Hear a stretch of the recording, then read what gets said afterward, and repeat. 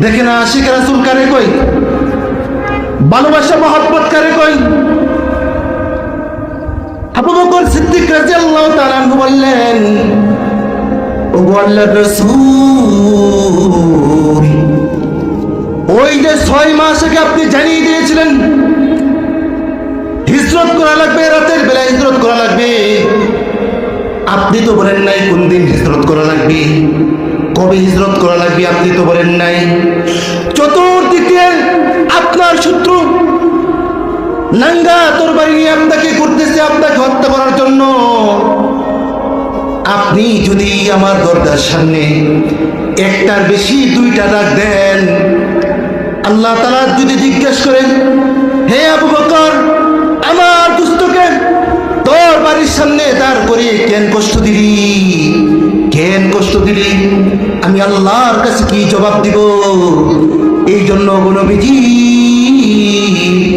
6 মাস ধরে সফরের সমস্ত সামানা তৈরি করে আমি রাতের বেলা বালিশের সাথে আমার মাথা রাখি নাই, সমস্ত সামানা তৈরি করে এই দরজার সামনে দাঁড়িয়ে থাকি আপনার অপেক্ষায়। বলেন না সুবহানাল্লাহ।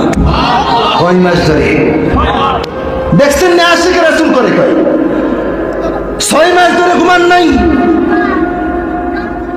আল্লাহর রাসূল খুশি হয়ে গেলেন, আবু বকরের প্রতি খুশি হয়ে গেলেন। আবু বকর কি পরিমাণ আল্লাহর রাসূলকে মহব্বত করত, ভালোবাসত।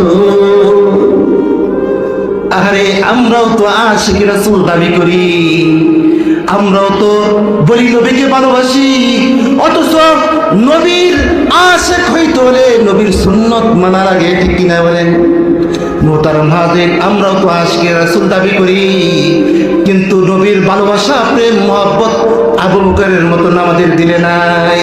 আছে আছে 6 মাস ধরে অপেক্ষা করতেছেন, রাতে ঘুমান নাই, রাতে ঘুমান নাই। আল্লাহ রাসূল বললেন, হে আবু বকর চলো, মক্কা তো অনেক, মদিনা তো অনেক দূর, চলো। দেখে না আশিক রাসূল কারে কই। আবু বকর রাদিয়াল্লাহু তাআলা আনহু বলতে লাগলেন, ওগো নবীজি,